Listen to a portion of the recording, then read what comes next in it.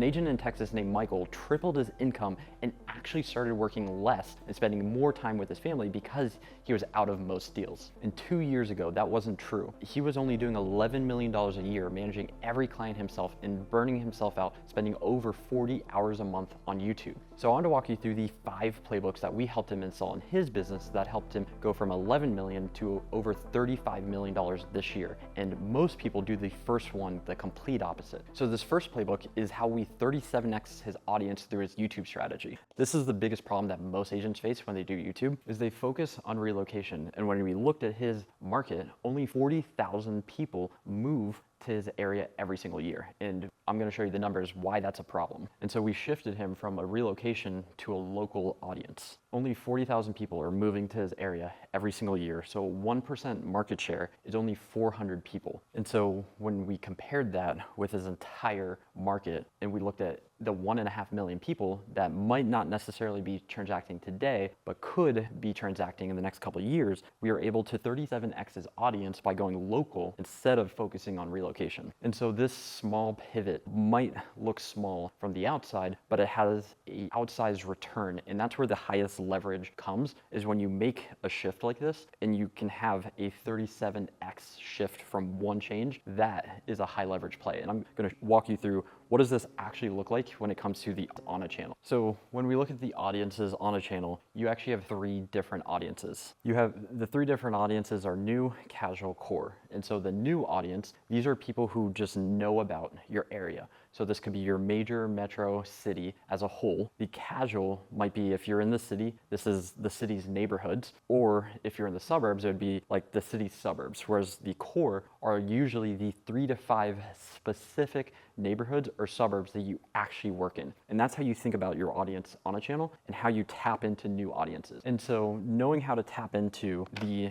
new audience by going local, that's how you 37x. Now, obviously your market's gonna be a lot different, but for Michael, this 37x his audience by focusing on local instead of relocation. And so this whole playbook is the strategy playbook. And the next playbook is gonna be about how you actually generate more leads, especially if you're already getting leads on your channel. This one's gonna be really helpful. The second playbook that we helped him install is once you get this strategy down, the second highest leverage thing that you can do as an agent, as a creator, is the filming side. And so when we looked at what he was doing from filming already, he was actually really good on camera and he was really good with scripts. But the biggest thing is we needed to get him to be more natural on camera, because when you're more natural, you're more relatable, you're easier to connect to. And when you can connect to someone, that's where conversations start. And so we completely changed his entire delivery on camera. And so when you have a more dynamic delivery when filming, this is where you can connect more with your audience and you can generate more leads. So the biggest thing when it comes to content is how do you make the content interesting? And this is what most people's content looks like, because it's scripted and it feels very monotonous.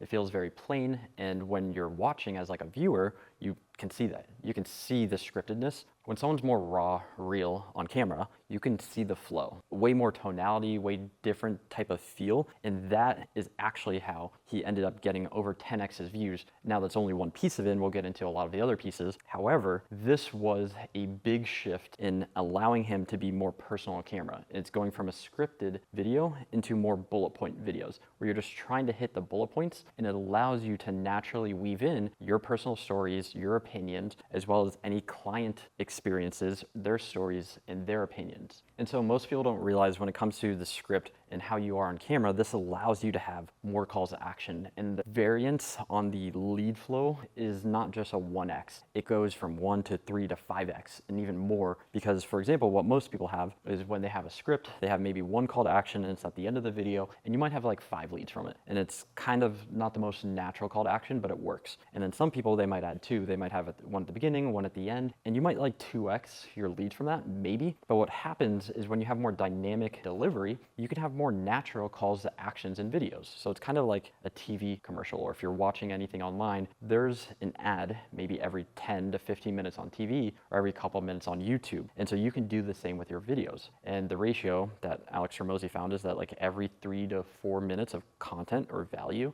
you can actually make a call to action. And it's like a 3 to 4 to 1 ratio. And so what happens is when you're more natural on camera and you're talking about specific things, so if you're saying, here's the best neighborhoods in X city, city and you're talking about one specific neighborhood, you can just subtly mention, yeah, we actually had someone who was interested in this area. We helped them find their home, and this is what they were looking for and what they wanted. And if that's anything like you can reach out in the description below and contact us and we can help you out. And then you talk about a little bit more, you keep going, and you're like, oh yeah, the market's not doing so hot, but we are actually able to help someone save $100,000 on their purchase. And if you want the same results, you can reach out in the information in the description below. And it's just these natural calls to action where you're able to subtly sell it because you're telling a story and you're adding credibility. And so when you make the ask, it doesn't have to be long. It can be like 1 or 2 sentences. And that doesn't just like 1x or 2x the return on the leads, because it's more natural and you're adding that story element as well as the credibility element. You actually have an outsized return. And that's how you go from like 5 leads to 25 leads. That's why Michael is not just generating 10 leads a month. He's generating 50 to 70 leads a month from YouTube now. So this next playbook is Michael went from the bottleneck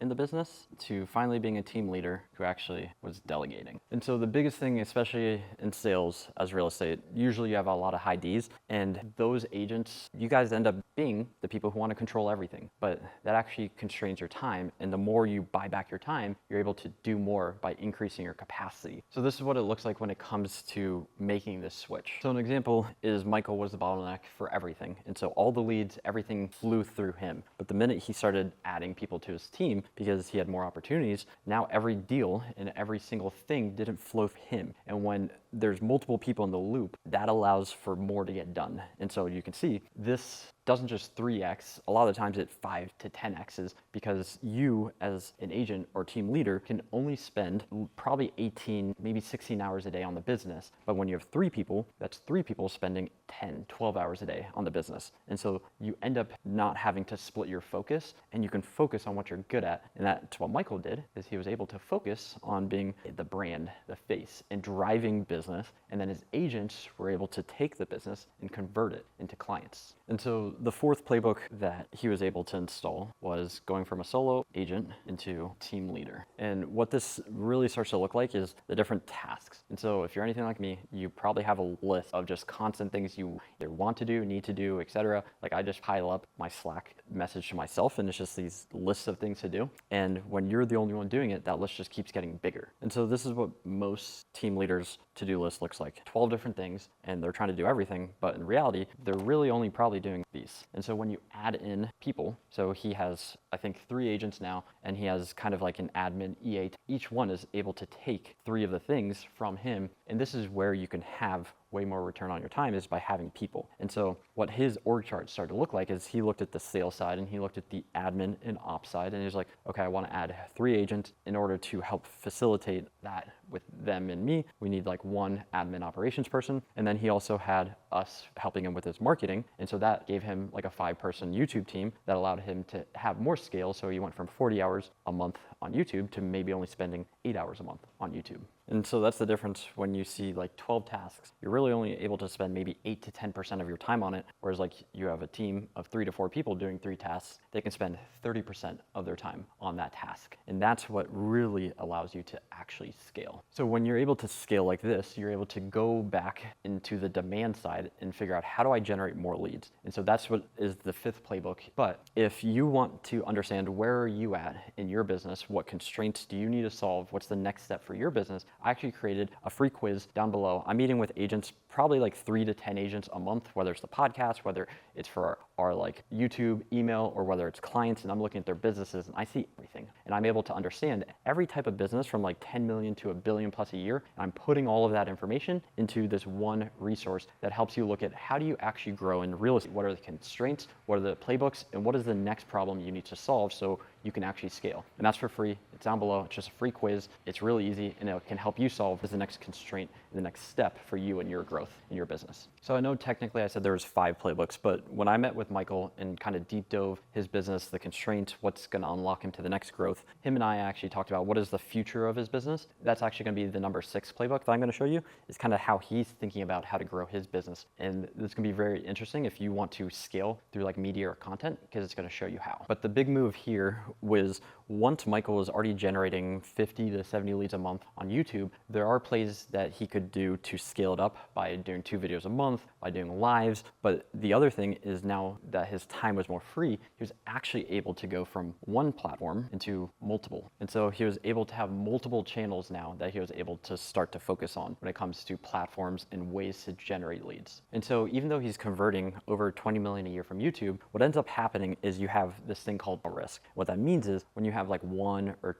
2 lead sources that are generating the business, and if that's the only thing you rely on, the minute something happened to that channel, whether it's paid, whether it's organic, whether it's sphere, referrals, old school, new school, anything happened, you're at 100%, maybe 50% risk profile.